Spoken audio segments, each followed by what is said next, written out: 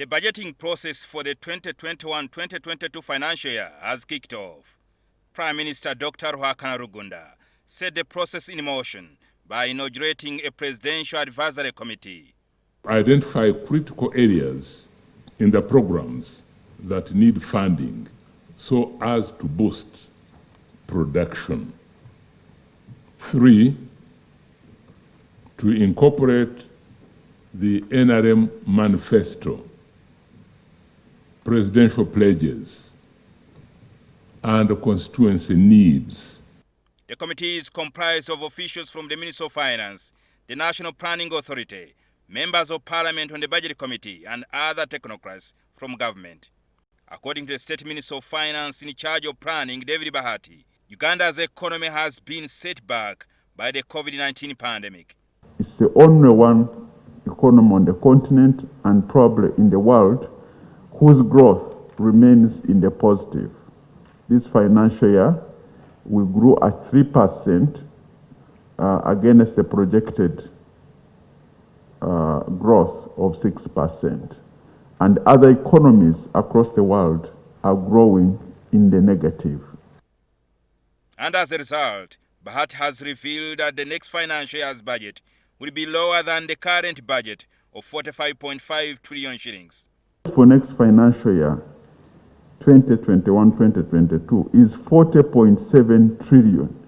40.7 trillion. That's what you'll be looking at as PACOP. And out of this, 21 trillion is expected to come from domestic revenue. This, according to the minister, will require tax measures to enable government to raise revenue to fund a 40.7 trillion budget. If we maintain the appetite for the good services the NRM government is offering, at the same time, we don't want to increase on the side of revenue, domestic revenue, then we have no option but to go for borrowing.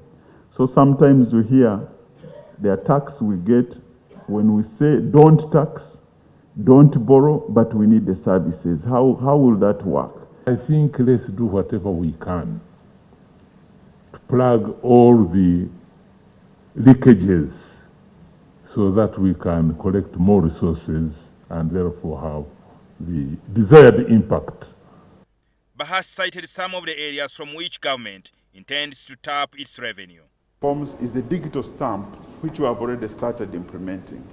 The other one is integrating our systems to say if you register a company at Uganda Registration Bureau, it communicates to Uganda Revenue Authority, and also there are issues to do with real estate. Earlier, Bahati said the Minister of Finance will soon come up with the tax measures that have been clustered under the key development objectives, the National Development Plan 3. That paying tax is not a punishment. It's actually a duty and a responsibility and an opportunity to contribute toward the development of your country.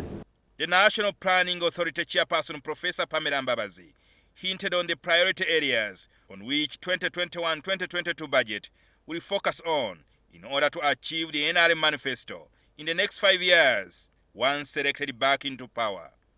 Petroleum resources is going to be key. The quicker we unlock the oil from the ground for our country, the better for all of us. So we have one of the most amazing deposits in iron ore in this country, but we are losing as a country to continue exporting and trading in this iron ore in its raw form.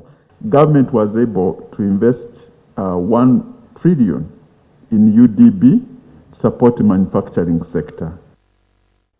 Jingo Francis, NTV.